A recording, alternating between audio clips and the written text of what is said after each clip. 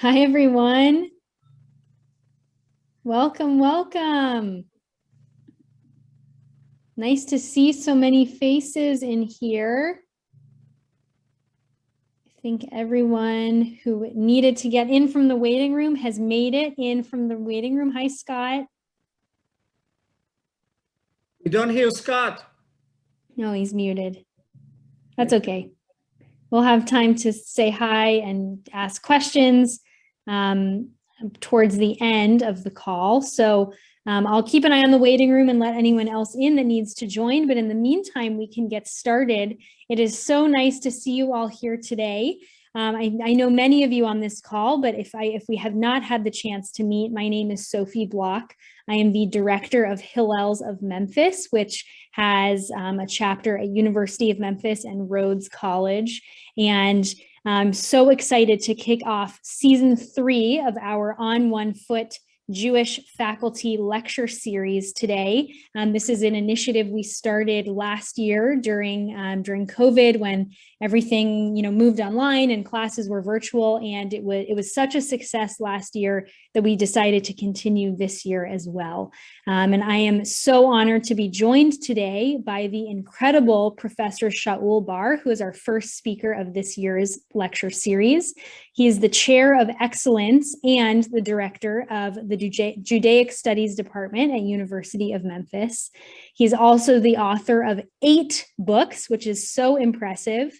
And he got his PhD from NYU and has been teaching at the University of Memphis for 30 years. So I am thrilled, Professor Bar, that you have decided to join us today and kick off our lecture series. So without any further ado, I would love to pass you the mic and you can take it from here. Okay, Sophie, thank you very much for your kind words and good afternoon to everyone. As you know, the topic of my speech today will be the binding of Isaac. Now, and the binding of Isaac is mentioned in Genesis chapter 22. As you know, we just read the story of the binding of Isaac in the second day of Rosh Hashanah 2 weeks ago. Now, what I will talk at the beginning about the difficulties in the text, and then I'll try to give an explanation how scholars today try to explain the story.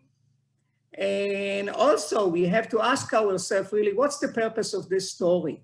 You know, the Bible has a didactic purpose. It comes to teach us something, yes? So the question, what the story comes to teach us? Now, the story starts with God telling Abraham to go and to sacrifice his son. The story has some similar motif to the previous chapter. In the previous chapter, we read that Abraham lost one son. He lost his son Ishmael. This is in the previous chapter, chapter 21. Now he's going to lose his second son, Isaac. And Ishmael was saved by interference of an angel from heaven. The same thing happens here in our story when Isaac also was saved by interference of heaven, of an angel from heaven. And those are the only 2 places in the Hebrew Bible that you read about an angel that interferes from heaven. And in those 2 cases, something is found. In the previous chapter, Hagar found the well after the angel opened their eyes. And here Abraham found the ram. The chapters is also similar to chapter 12. In chapter 12, God told Abraham, go forth, lech lecha. The same expression is also found here in chapter 22, in verse 2, when God tells Abraham, go forth. Now, the difference is that in chapter 12, Abraham cut himself from his past. Now he's going to cut himself from his future. Now, what's interesting, you know, why God really needs to test Abraham? God knows everything. So we need to try to answer this question. What's interesting, that Abraham, through the whole ordeal, utters only one word, Hineni, here I am. You know, when God tells him, you know, to go to sacrifice his son, the only word that he utters is Hineni, here I am. And this is strange because before, in chapter 18, in the story of Sodom and Gomorrah, Abraham intercedes on behalf of total stranger. He tries to save their life, you know. He tries to save the people of Sodom and Gomorrah. He argues with God. He says there are 40 people in the city, so God should really save them. And then he goes down 40, 30, and 10. And here, when it comes to his own son, Isaac, nothing, only here I am. So God testing him and tells him to go to take his son, the only son that he had, the one that he prayed for so many years. You know, his wife, Sarah, was a barren woman, and only after many years she conceived. So God tells him to take his son, the only one that he loved, and to go to the land of Moriah. By the way, when God told Abraham to take his son, what we have here also to the command to take, we have the participle please now. And this is very significant because evidently this means that Abraham had the choice to say yes or no. Hey, this is an excuse for you to learn Hebrew, because the word na is not please, is not translated in the English language. Now, God told Abraham to go to the land of Moriah and to sacrifice his son. And the question is, where is the land of Moriah exactly? Now we find, let me see here, according to the book of Chronicles, the land of Moriah, Chronicles 3:1, and I'll read it for you. Then Solomon began to build the temple of the Lord in Jerusalem on the Mount Moriah, where the Lord had appeared to his father David. It was on the threshing floor of Avarna, the Jebusite, the place provided by David. So here we have a link between the land of Moriah and Mount of Moriah, which according to the book of Chronicles was in Jerusalem. We have another verse from the book of Jubilees. The book of Jubilees was written probably 200 BCE. We call it the Lesser Genesis. It tells the story from Genesis till Exodus chapters 12. There we read in Jubilees 18:13, and Abraham called the place Yahweh has seen, so that is said, Yahweh has seen, that is Mount Zion. Now, Mount Zion appears in parallel with Jerusalem. But guys, let me correct myself a little bit. In our verse, in verse 2, let me go back to the verse, and you can see in verse 2, it says the land of Moriah, and the verses that I read from the book of Chronicles refers to the mountain. You see what I'm saying, guys? So there is a little difference, but the belief is that really the place that Abraham sacrificed his son was in Jerusalem. It's interesting also to look at the translation of the Hebrew Bible. The Septuagint, for example, which is the first translation of the Greek language, of the Bible into the Greek language, refers to it as a lofty country. There is a very interesting story about the Septuagint. You know, it's not clear why it was translated into Greek. According to one tradition, the Jews didn't know enough Hebrew, there was a need to translate it to Greek. Another tradition said that the king of Egypt was really fascinated by the Jewish book, and therefore he asked that the book would be translated. Also in the Vulgate, which is the translation of the Hebrew Bible into Latin, there they translate the land of Moriah as a vision. Okay, guys, by the way, I want to stress something. It's a footnote. When you translate something, you don't translate it exactly. Many times when you translate something, it's really interpretation.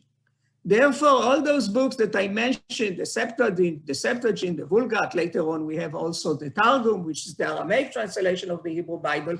Many times when you don't understand a certain verse, a certain word in the Hebrew Bible, you look at the translation, and from there, you can understand the meaning of the word. Depends how they interpreted the word. So God tells Abraham to take his only son and to go and to sacrifice him to the land of Moriah. And after that, there's no any description in the text of any emotion by Abraham. We just read, there is mention of like 3 verbs which describes his action in the morning. We read, so early next morning, Abraham saddled his ass and took with him the 2 of his servants and his son Isaac. And then also we read, he split the wood for the burnt offerings. Now, when you think of what he did in the morning, it has not really logical sequence. I would say that first of all, the last thing he should do is to settle the ass, not the first thing.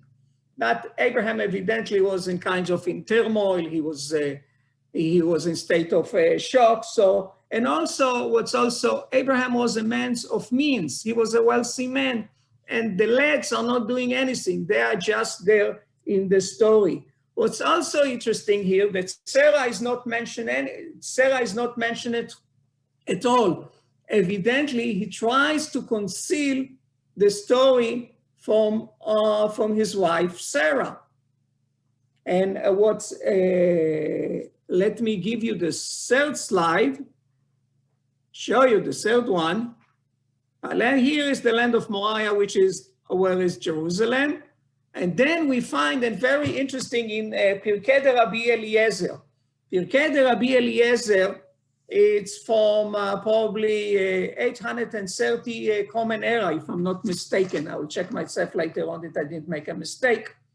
Yes, I was right. From 830 Common Era, Pirkei de Rabbi Eliezer, it's like fairy tales. So according to that story, Satan was very upset that Abraham didn't sacrifice Isaac. So therefore, when he saw Sarah, he told her that that Isaac was sacrificed. So when Sarah heard about it, she died.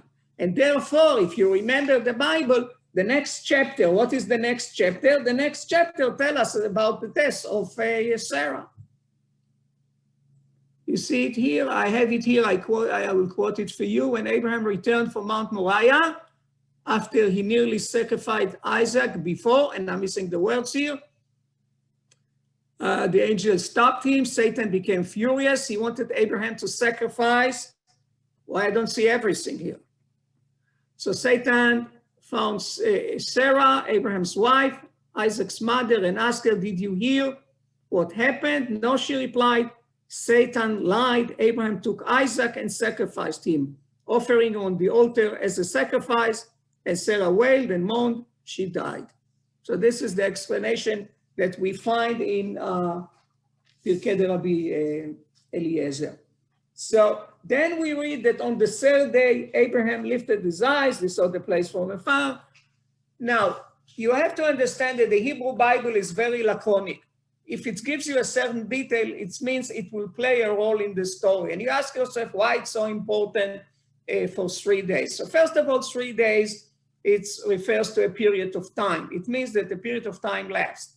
For example, we read later on about Jacob and Laban, that when Jacob escaped, we read that Laban, after 3 days, found out that Jacob escaped. And then we read about the story about Moses, who went to Pharaoh and told Pharaoh that he and his people want to go and to celebrate in the desert and to make sacrifice for 3 days in the desert. So 3 days refers to a period of time. Now, why they mention 3 days? Because they want to tell us that Abraham had all the time on earth to think if to do it or not to do it. Because if Abraham did it immediately, yes, you would say, oh, Abraham was in such a shock of a turmoil. He didn't know what's going on, so he just sacrificed his son. But the fact that 3 days passed really showed that he had all the time on earth to think of to do it or not to do it. By the way, when I mentioned that the Bible is very laconic and give you only important details, that later on, usually it will refer to them, I'll give you several examples quickly. It's a footnote. In Genesis 11, when you have the genealogy of Abraham, you read that Sarah is barren. You said to yourself, what's the story of the barrenness of Sarah has to do here? Because later on, you will find stories about Sarah that she was a barren woman. Or a better story for all the people who are bold, you know, we read that Absalom had the long hair. So you ask yourself, well, who cares that Absalom had the long hair? Because later on you will read when he was riding his mule, he had such a long hair, the hair was stuck in the tree, and therefore Joab came and killed him. So every time you have to understand that whenever you have a certain detail in the Hebrew Bible, it plays a role later on in the story. Now, it says that he saw the place from afar. How he recognized the place? So the rabbis will tell you, the sages say that he saw like a cloud hovering over that mountain. So he realized that that was the place that he arrived to the place. In verse 5, there is a little problem here. And let me read the verse for you. You know what? I can go back and you can see it. Verse 5. Where it is? Yes. I'll read it for you. Then Abraham said to his servant, you stay here with the ass, the boy and I will go up there. We shall worship and will return to you. And if you think of the last part of the verse, Abraham is lying. How can Abraham lie? He said to the lads, first of all, he doesn't want, he told them to stay because he didn't want that they will hinder him from doing, you know, his act. So he told them to stay. But then he told them that he and the lad will return, he and Isaac will return. So how come he is lying to them? So the sages, we said that he saw in his prophecies that in the last minute, Isaac would be saved. So therefore, he said it that he will return. Then we read that he took where it is, he took the wood of the burnt offering and put it on his son Isaac. Now, you can imagine Christian evidently think then when Isaac is carrying the wood, it's foreshadowing the crucifixion, that Jesus is carrying also the cross. That's the way Christians understand him. By the way, it's a little bit interesting that Abraham takes the wood and he go to Jerusalem with the wood. If you know a little bit geography, even in ancient times, Abraham left Beersheba, and Beersheba was a place like Arizona today with no any woods, with no trees. Jerusalem, on the other hand, has a lot of trees. So why he needs to take trees from Beersheba to Jerusalem? You might say he didn't know if he will find trees, or the rabbis will come and will say that, you know, he wanted to make sure that those trees will be appropriate for a sacrifice for burnt offering. Now, so Isaac is basically carrying the instrument of his own death. Here again, when I mention how it's important to know Hebrew, and you can see when they translate from Hebrew to English, in Hebrew said that he took the fire with him. But if you look at the JPS translation, they said that he took the fire stone, because you said it's inconceivable that Abraham would go with a fire for 3 days. And then he said also another thing that they took with them was the knife. The knife here is referred as ma'achelet. Ma'achelet is mentioned in the book of Judges, chapter 19, verse 29, in connection with dissection of human body. And in Proverbs, it appears in parallelism with a sword. Now, what's interesting with the word ma'achelet, that evidently there is a word play here between the word ma'achelet and the Hebrew word malach, ma'achelet, malach. And the instrument of Isaac's death is the ma'achelet, and the rescuing agent is the malach. So there is a word play between ma'achelet and malach. And again, when Isaac is talking to his father, Abraham says, Hineni, here I am. 3 times Abraham utters the word Hineni. The first time when God told him to go to sacrifice his son, second time when Isaac speaks to his father, and the third time when the angel told him not to sacrifice his son. The text said that they walked together, implying there was a harmony between a father and a son. And then you hear that question You read about the question that Isaac asked his father, here are the firestone and the wood, but where is the sheep for burnt offering? They arrived to the place, and Abraham bound his son. The word bound here, that he bound his son on the altar, appears only one time in the Hebrew Bible, the word akad. And from the word akad, we have the word for the term akedah, which refers to the binding of Isaac. Then Abraham's going to slaughter his son, and the angel appeared from heaven and told him not to do it. Let me see, I have a great picture for you. Okay, guys. Now, and in the end, we just read that Abraham found the ram. So he put the ram and killed the ram instead of his son Isaac. By the way, it is only Abraham's initiative. God didn't tell Abraham to sacrifice the ram. So now this is the story, and those are the difficulties in the text. Now the question that we have to ask ourselves, what's the purpose of this story? So when you will ask modern scholars, the answer that they will give you that this is evidently a transitional story. This is a transitional story from human sacrifice to animal sacrifice. That's the way they explain the story of the binding of Isaac.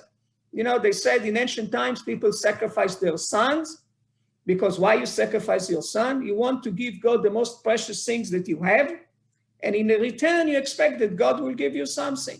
That's why people making sacrifice. Christian will tell you to atone for sins. Jews will tell you, no, we want just to give, to show our appreciation, our devotion to God. So therefore we make sacrifice, but we make sacrifice also because we expect to get something in return. When you give someone a present, you expect that he'll give you something back, yes?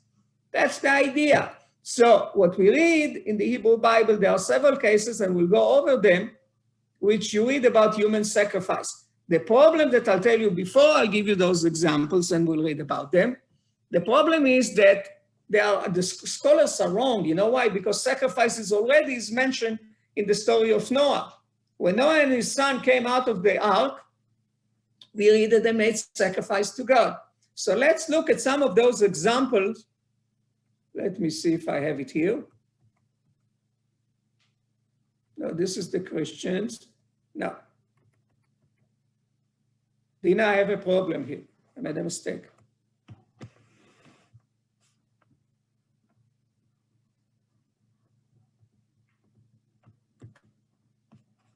Okay, here it is. Okay. So now that's the other one, the next one. Okay, we have several examples. You know what? We'll try, that's the last one. No? Yes, let's look at this 2 Kings chapter 15, verse 3. This is the story about King Ahaz. The king of Ahaz lived by the year 710 BCE. And we read here, and I will quote from 2 Kings 16:3, he followed the ways of the kings of Israel and even sacrificed his son in the fire, engaging in detestable practices of the nation the Lord had driven out before the Israelites. So we read here about human sacrifice that was practiced by one of the kings of Israel. And another verse is found in 2 Kings chapter 3:27. Then he took his firstborn son who was succeeded him. And again, we read that he also sacrificed him to his God. And there is a famous story, and this is the next one. It's about Jephthah the Gileadite. Jephthah the Gileadite, who was a son of a harlot, and he delivered the Israelites from the yoke of the Ammonites. And we read that before he went to fight the Ammonites, he took a vow. And he vowed that if God would deliver the Ammonites into his hands, the first person that will come out of his house, he would sacrifice him to God. And if you remember the story here, let's see, in verse 34, I'm skipping, and he said, when Jephthah returned to his home in Mitzpah, who should come out to meet him but his daughter? You see, his daughter came out, and then it says, where it is in verse 35, When he saw her, he tore his clothes and cried, "Oh no, my daughter, you have brought me down and I'm devastated. I have made a vow to the Lord that I cannot break." And then if you look at the end of the chapter, in verse 38, it says, "You may go," he said. She asked for a time. And then we read, "She and her friends went into the hills and wept because she would never marry. After 2 months, she returned to her father, and he did to her as he had vowed, and she was a virgin."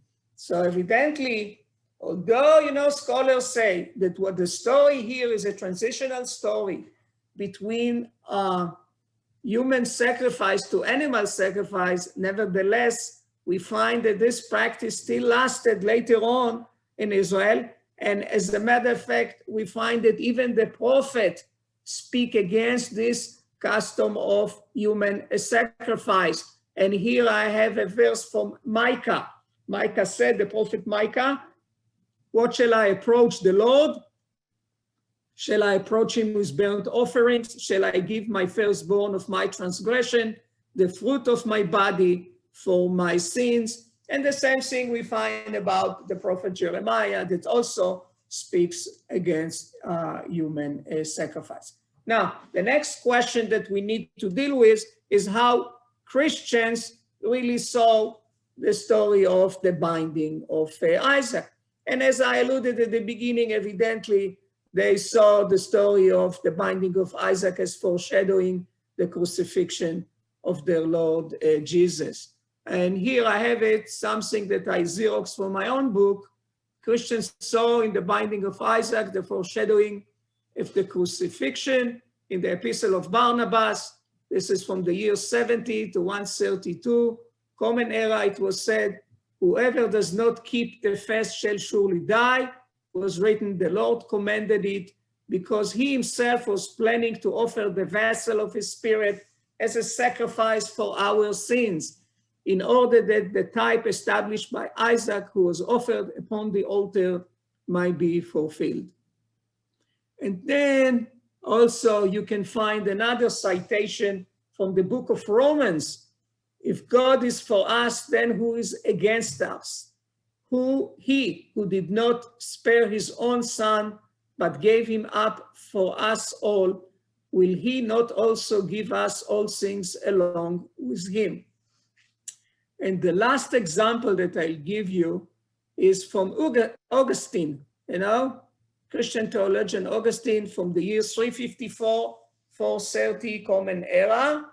This is an interesting one. "For this reason, even as the Lord carried his own cross, so Isaac himself also carried to the place of sacrifice the wood on which he too was to have been placed. Finally, since it was not fitting that Isaac should be slain, now after his father had been forbidden to strike him, who was that the ram whose immolation completed the sacrifice by the blood that was fraught with meaning? Note that when Abraham saw the ram, it was caught in a thicket by its horns. Who then was symbolized by the ram? Jesus, crowned with Jewish thorns before he was sacrificed." So this is the view of Christians. Christians sees the story of Isaac, sacrifices Isaac as foreshadowing Christ. Now, another one I gave you, it's another example is really from the Quran.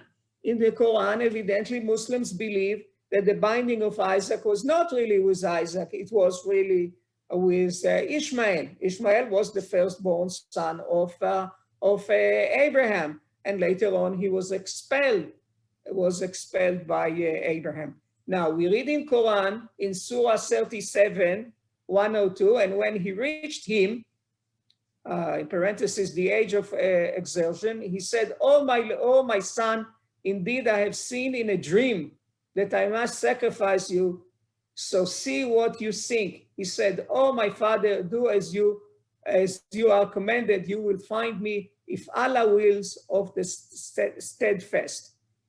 And by the way,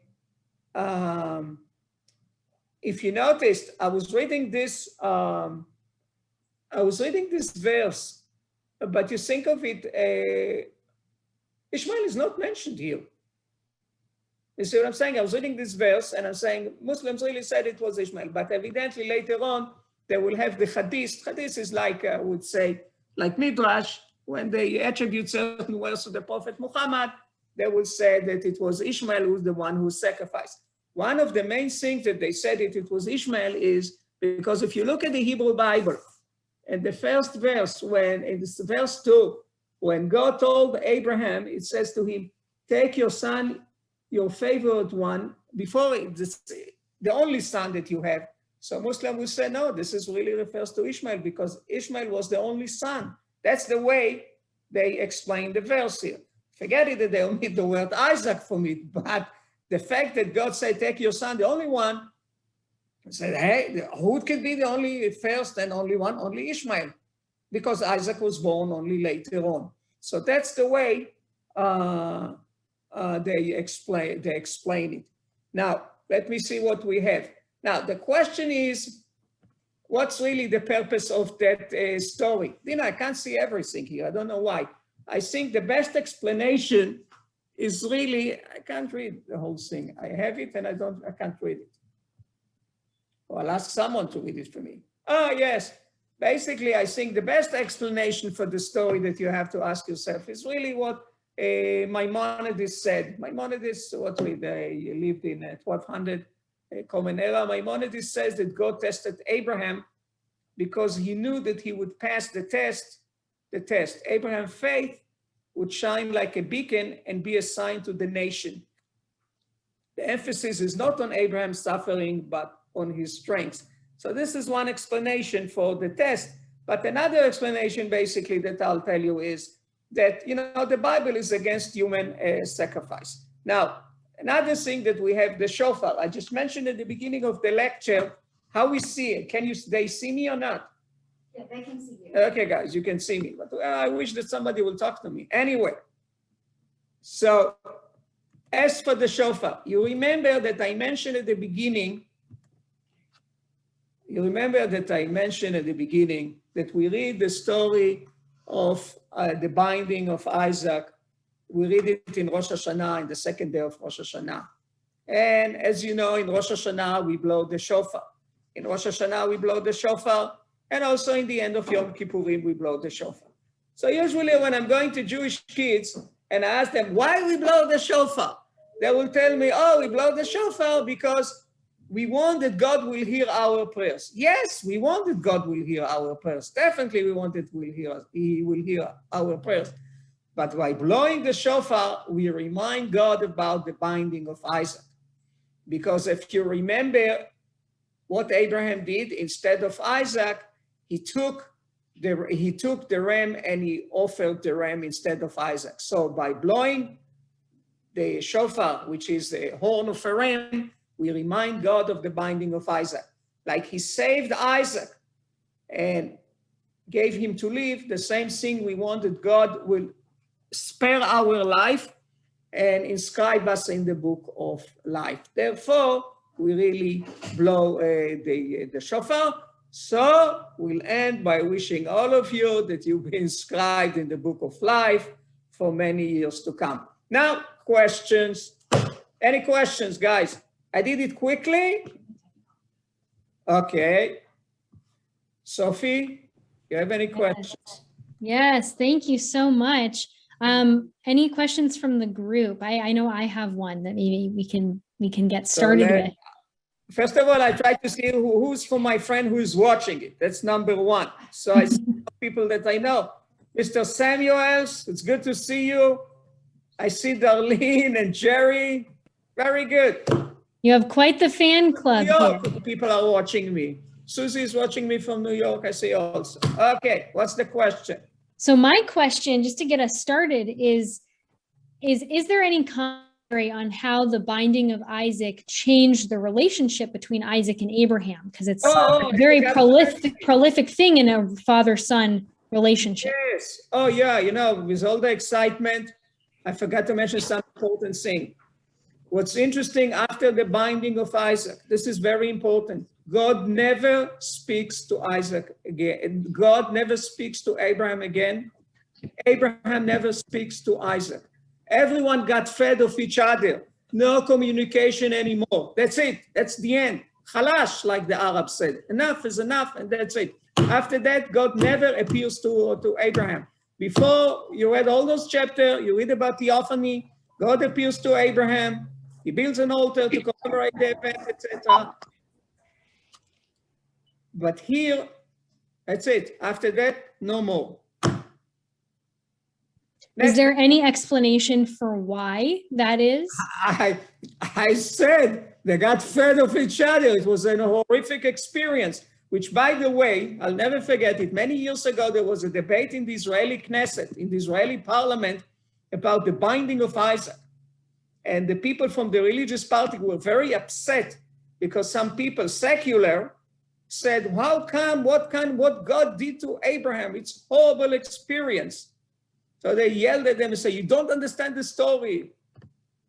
Go figure. Questions? Wow. How old was Isaac? Oh, yeah, that's another thing that, you know, with all the excitement, I rushed a little bit. Isaac was not in the previous chapter, Isaac was only 3 years old when Abraham expelled Ishmael. Now, according to the rabbinic traditions, he was close to 40. And what's interesting, and I skipped on it, evidently Isaac was a willing victim. You can read about it in my book, because he didn't resist his father. You asked me how old was Isaac. Abraham was close to 100 years or even more. And Isaac could resist him easily. But evidently he didn't resist his father. And at the beginning, at least, some of the Midrashim, they said that Isaac didn't resist his father, but then in some other stories you find out, it's Josephus' writing is saying that he asked his father to tie him because he's afraid that he will resist him, etc.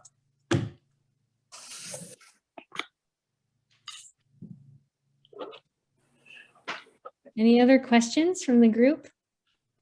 Feel free to take yourself off mute, or you can put them in the chat box as well. Yeah.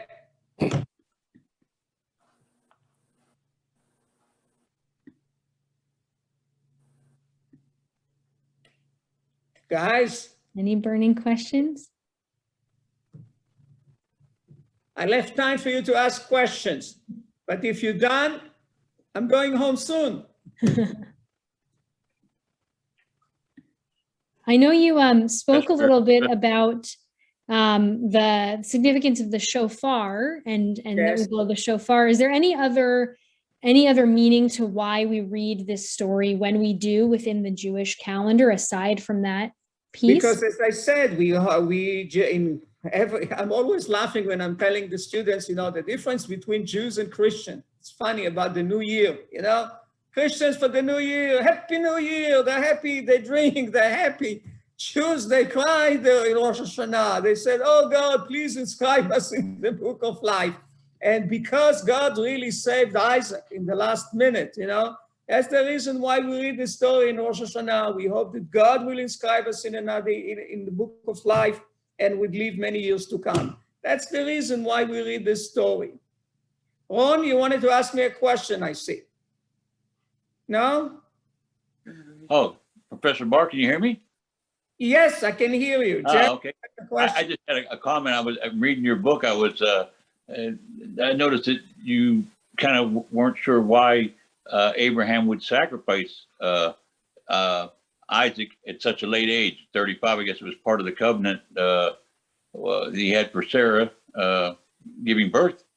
But now it seems like you explained it very well as far as understanding that it was all about sacrifice more than anything, even at a later stage in life.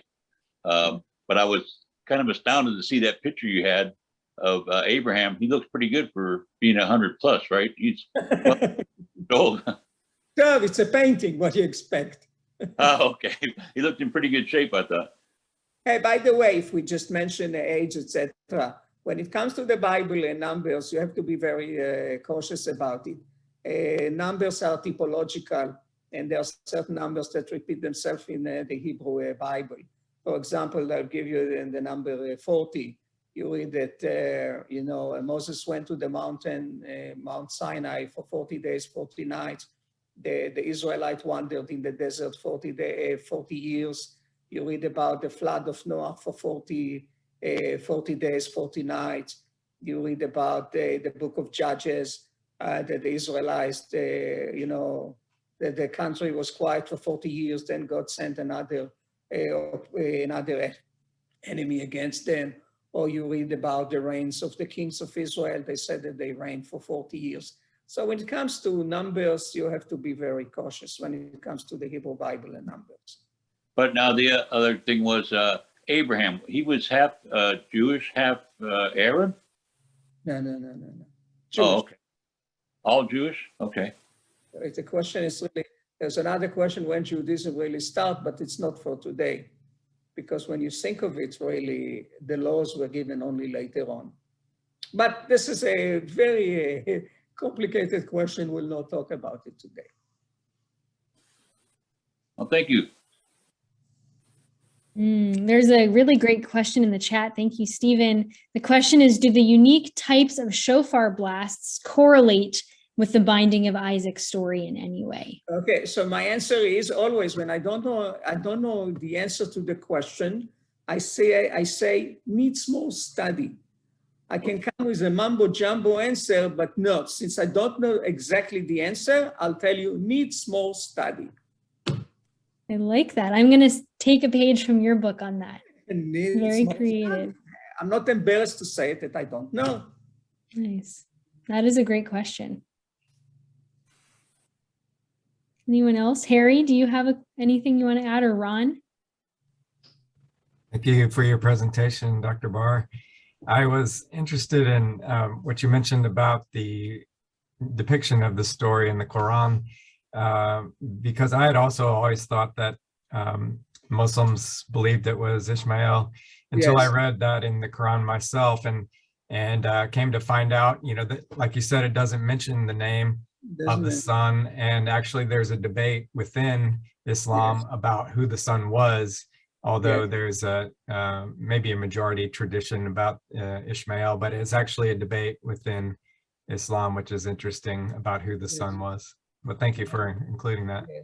But as I said, the reason why they said it's Ishmael, because they take your son, the only one. So they said at this stage, this only one is really only Ishmael. Right. They ignore the second part of the verse. Listen, I don't know if you're familiar with the Quran, but look, if you know a little bit about Islam, Muhammad was illiterate. And, he was a camel driver. And at night, what people are doing, they sit around the fire and they tell story. So that was his really formal education. So he heard stories. And when you read the Quran, you see there is a confusion between Midrashim and the Hebrew Bible. They confuse the stories. You will find that, for example, Haman, Haman from the book of Esther is one of the advisors of King Pharaoh. No correlation between the two stories, but they mixed up the stories. They mixed a lot of biblical stories and Midrashim. For example, you have the famous story about Joseph and Potiphar's wife. Potiphar's wife in the Hebrew Bible is nameless, but when you read the Quran, her name is Zulika, which also found in Midrashim. Yeah, that's very, very interesting. Thank you. And I think it's perhaps somewhat similar to the Christian New Testament in terms of a lot of the authors were either just reciting from memory instead of the word for word from the Hebrew text, or else quoting from Hellenistic traditions. It's the book of Matthew. Usually, if you want to see something close to the Hebrew Bible, is the book of Matthew is quoting directly from the Hebrew Bible, because the book of Matthew was really targeting the Jewish audience. You look at